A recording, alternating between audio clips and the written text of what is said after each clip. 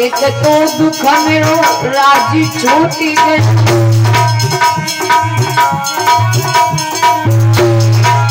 एक तो दुख मेरो राजी छूटी गई, तुझे दुख मेरो पति दूरी गई।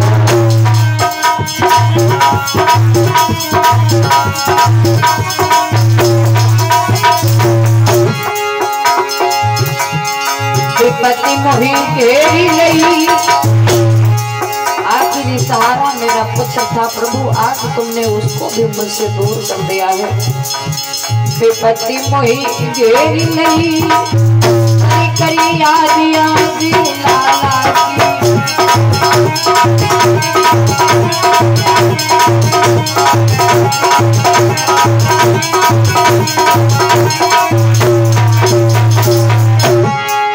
दुखिया रोई गई, मैया रोई रही, करी करी याद आज बेटा की।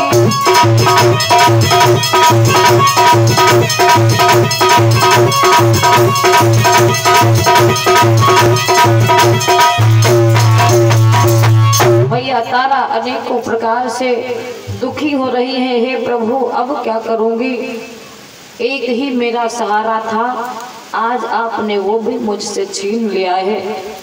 अरे मैंने कौन सा ऐसा कार्य किया था जिसका आज प्रभु मुझे ये फल दे रहे हो। कौन किए अन्याय जो किस्मत बिखरी गई,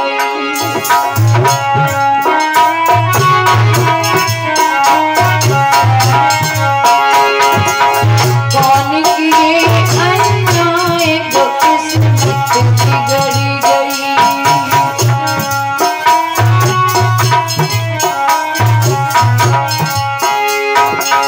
कौन किए अन्याय जो किस्मत बिगड़ गई, कौन किए अन्याय जो किस्मत बिगड़ गई। मेरे सारे सुख की बगिया उजड़ गई।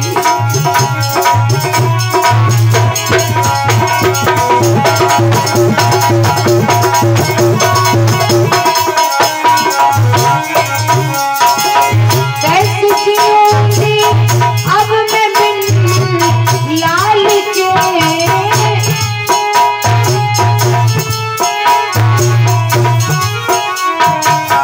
अब मैं कैसे जीऊंगी लाल के। मेरे सारे सुख की दुनिया उजड़ गई।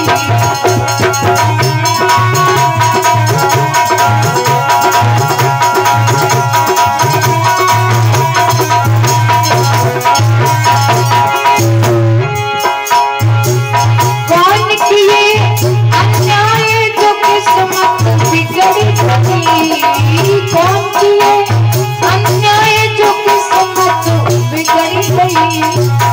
मेरे सारे सुख की बगिया उजड़ गई।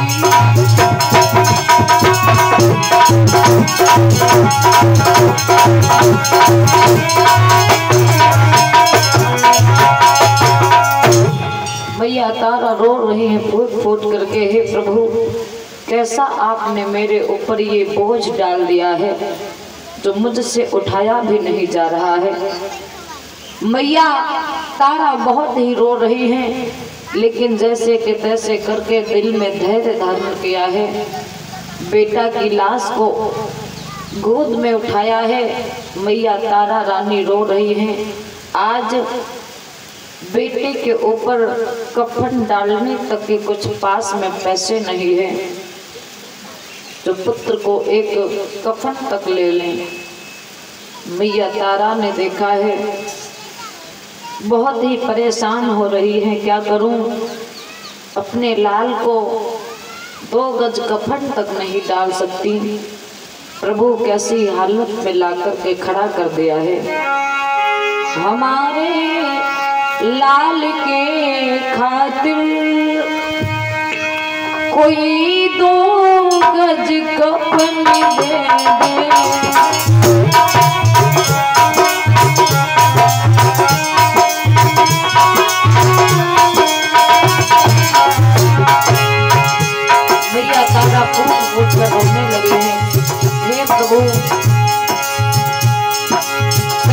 मुसीबत के ऊपर डाल दी है। हमारे लाल के खातिर कोई दो गज कफन दे दे।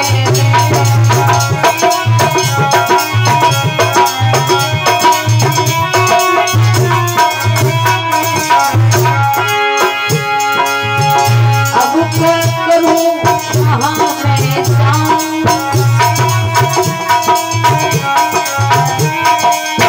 कैसे सुंदर ये मुखड़ा पाऊं।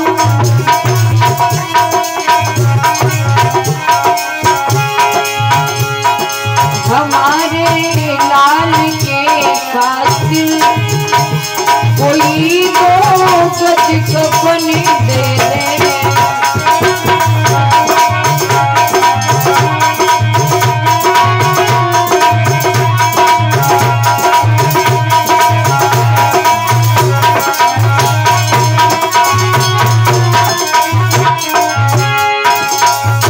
तारा फूट फूट करके रो रही है, हे प्रभु कैसा ये बोझ मेरे ऊपर डाल दिया है।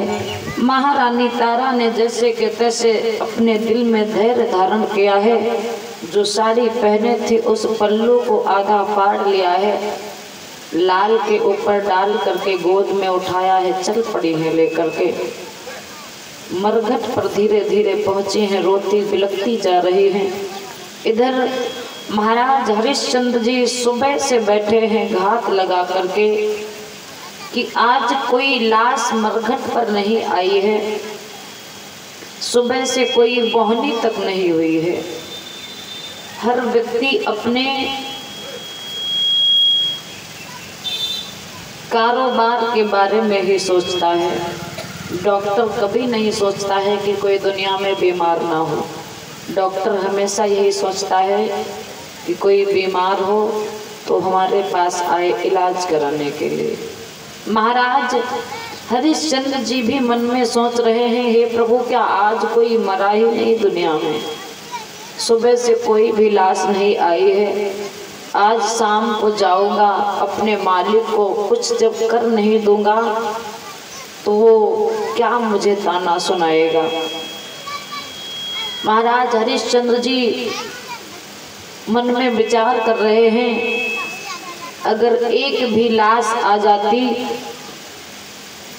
तो मेरा कुछ ना कुछ तो खाता खुल जाता, कुछ ना कुछ तो बोहनी हो जाती जो मैं अपने मालिक को दिखा सकता। तब तक कि किसी के रोने की आवाज़ सुनी है। मन में विचार किया है, अरे आज कोई स्त्री रोती हुई आ रही है, क्या मरघट पर कोई स्त्रियां भी आती हैं। क्या मालूम था महाराज हरिश्चंद्र को कि आज इस दुनिया में मेरा पुत्र ही मरा है, इसीलिए कोई नहीं मरा है, इसीलिए कोई लाश नहीं आई है। महाराज हरिश्चंद्र जी घात लगा करके बैठे हैं। तब तक की तारा मैया रोहित को लेकर के पहुंची हैं। दूर से ही महाराज हरिश्चंद्र जी ने देखा है तो महारानी तारा को पहचान लिया है। अरे ये तो मेरी महारानी आ रही है, इसका मतलब आज मेरा पुत्र ही इस दुनिया में नहीं रहा है, इसीलिए कोई लाश सुबह से नहीं आई। महाराज हरिश्चंद्र ने जैसे ही तारा को देखा है दूर से ही फूट फूट करके रोने लगे हैं, हे प्रभु तुमने ये क्या किया। महारानी तारा ने समझाया है, महाराज अपने पुत्र का देह संस्कार अपने हाथों से कर दीजिए। महाराज हरिश्चंद्र जी ने मना कर दिया है, नहीं महारानी, अरे ऐसा नहीं हो सकता है। महारानी ऐसा करो, पहले हमें कुछ कर दे दीजिए, उसके बाद में अपने इस पुत्र की लाश को पानी में प्रवाहित कर दीजिए, क्योंकि आप हमसे उस दिन से ही दूर हो गए जिस दिन से हम और दोनों लोग बिक गए, रिश्ते वहीं से बंद हो गए हैं। हम आपके हैं, आप मेरी हो, ये सिर्फ हम और आप जानते हैं। दुनिया के दिखावे के लिए हम और आप एक नहीं हैं। इसलिए महारानी पहले कर दे दीजिए, उसके बाद में लाश को बहा दीजिए। तारा पहले दे प्रथम शमशान का दान, बाद में फिर कर पाएगी लाल का दह संस्कार। पहले कर दे दीजिए। महारानी तारा रोने लगी है, महाराज मेरा पुत्र नहीं रहा है और आपको अभी भी करती दिख रही है कि मैं तुम्हें कर दे दूं। मालूम है कि मेरे पास कुछ नहीं है, कहाँ से मैं कर दे दूं? एक फूटी कौड़ी भी नहीं है जो मैं वही आपको दे दूं।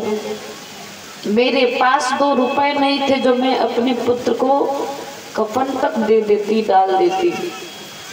महाराज ने कहा है कोई बात नहीं महारानी, एक दिन था आपने हमें उपाय बताया था, आज मैं आपको उपाय बता रहा हूँ। यदि आपके पास कुछ कर देने के लिए पैसा नहीं है, आप जो साड़ी पहने हो किसी साड़ी में से पल्लू ही फाड़ करके जो आधा बचा है वही हमें कर के रूप में दान कर दीजिए। महारानी तारा ने जो साड़ी पहने थी उस साड़ी से फाड़ करके और दान कर दी है, कर के रूप में दे दिया है। महाराज हरिश्चंद्र ने उस छोटे से साड़ी के टुकड़े को रख लिया है। महारानी तारा ने जैसे ही रोहित को जल में प्रवाहित किया है, बाहर निकली है, बेहोश होकर के पछाड़ खा करके गिर पड़ी है। महाराज ने पानी भरा है, घड़े में चले आए हैं, जाकर के कालू मेहतर से कहा है महाराज आज कोई लाश नहीं आई थी और एक स्त्री लाश लेके आई थी, उसने अपनी साड़ी का पल्लू दिया था, बस यही कर है, कोई बात नहीं है। महाराज सुबह हुई है, विश्वामित्र जी ने फिर नई चाल निकाली है। महारानी तारा के पास में 2-4 लाशें निकाल करके पास में डाल दी है। मैया तारा पेट के बल बेहोश लेटी है, पूरी रात हो गई है, यही मालूम पड़ रहा है सारे बाल भी बिखर गए हैं। आवाज लगाई है काशी में जाकर के, ऐ काशी के लोगों, घाट पर एक डायन आई है जिसने सारे घाट को गंदा कर दिया है, लाशों को निकाल निकाल करके वो डायन खा रही है, इसलिए मरघट पर कोई मुर्दे नहीं जाते हैं। कालो मेहतर ने सुना है, हरिश्चंद्र को बुलाया, हरिया क्या ऐसी बात है, डायन आई है, तुमने मुझे बताया भी नहीं। कल कह रहे थे कि कोई लाश नहीं आई, ये तुम्हारी गलती रही कि तुमने साफ सफाई नहीं की। डायन आई थी उसको तुमने बताया क्यों नहीं कि डायन आई है, उसका कोई उपाय करता। तलवार निकाली है, दे दी महाराज हरिश्चंद्र को, ले जाइए उस डायन को मार करके आइए। हरिश्चंद्र ने तलवार तो ले ली है, लेकर के चल पड़े हैं तो देखा है मरघट पर पहुंच करके महारानी तारा ही पेट के बल लेटी है। और जैसे ही महाराज हरिश्चंद्र ने देखा है, अरे ये तो महारानी तारा लेटी है पुत्र के वियोग में, लेकिन महाराज हरिश्चंद्र ने मालिक का आदेश था उसे पूरा करने के लिए, जैसे ही मारने के लिए तलवार उठाई है, महाराज हरिश्चंद्र जी महारानी तारा का सर काटने के लिए जैसे ही उद्यत हुए हैं, हाथ ऊपर को उठाया है, तुरंत ही पीछे से भगवान विष्णु जी प्रकट हो गए हैं। एकदम से मरघट का पासा पलट गया है। बोलिए गोविंद भगवान की। मरघट का पासा पलट गया और मरघट न रहा बोरा।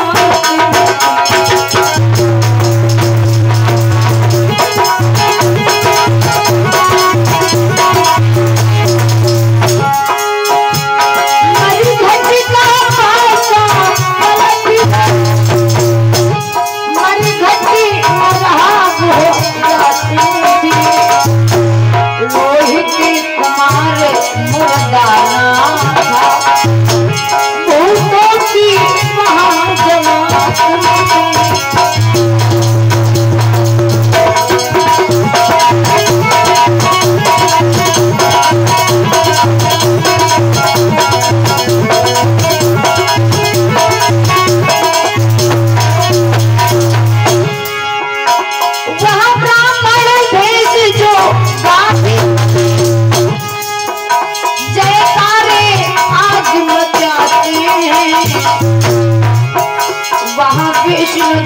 जी चक्र लिए सामने खड़े दिखलाते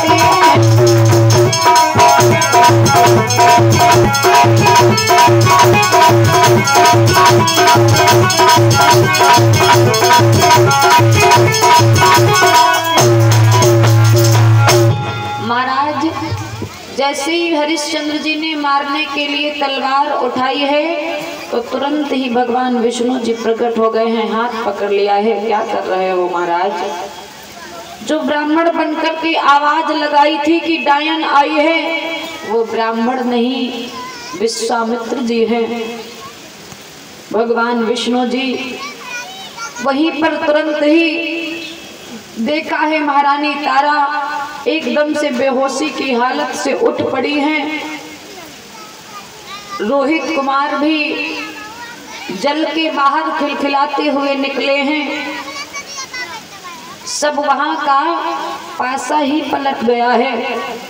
महारानी तारा ने देखा है रोहित कुमार को हंसते हुए आ रहे हैं, एकदम से दौड़ कर लाल को सीने से लगा लिया है।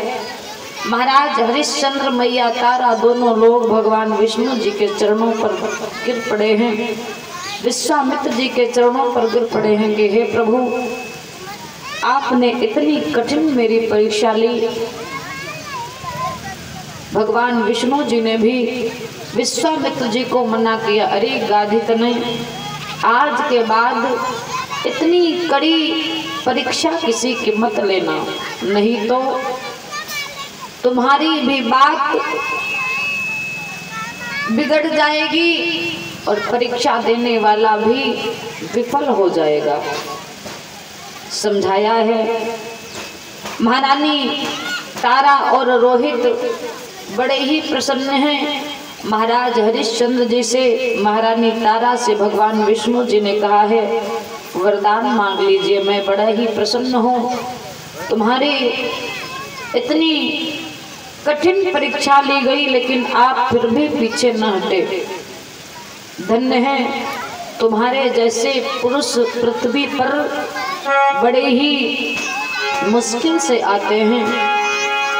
भूतल पर लाखों जीव नित्य और ऐसे ही आते जाते हैं।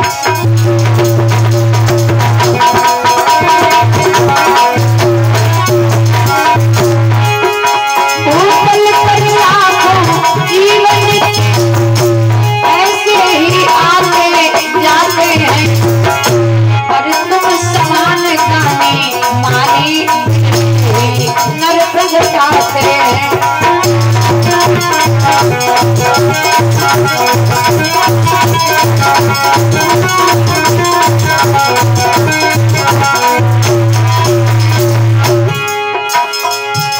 चलिए विमान तैयार खड़ा,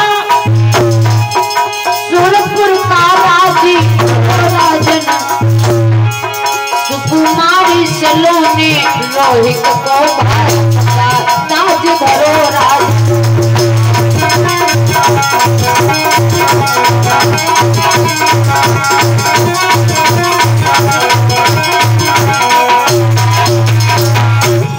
भगवान विष्णु जी ने कहा है हे महाराज तुम्हारे जैसे प्राणी इस पृथ्वी पर बड़े ही विरले प्रगटाते हैं। वैसे तो जीव आते हैं जाते हैं, लेकिन तुम्हारे जैसे जीव बड़े ही मुश्किल से पृथ्वी पर चलते हैं जाते हैं। धन्य है आपके लिए विमान तैयार खड़ा है, स्वर्ग धाम की तैयारी करिए और जो अयोध्या का राज्य है वो बेटा रोहित को समर्पित करिएगा। प्रेम के साथ में मैया तारा से कहा है कोई वरदान मांग लो। मैया तारा ने जवाब दिया है कि हे प्रभु अगर वरदान देना ही चाहते हो तो हमें ऐसा वरदान दो कि हर जीवन में हर जन्म में यही मेरे पति हो और यही मेरा पुत्र हो। भगवान ने सुंदर सा वरदान दिया है एवं मस्तु, और सुंदर से अयोध्या में आकर के रोहित कुमार को राजा बनाया है। महाराज हरिश्चंद्र और महारानी तारा परम धाम को प्राप्त किया है। बोलिए गोविंद भगवान की। आइए एक बार मीठी मीठी ताली सेवा करते हुए भगवान का संकीर्तन बोलेंगे और फिर समय भी हो रहा है।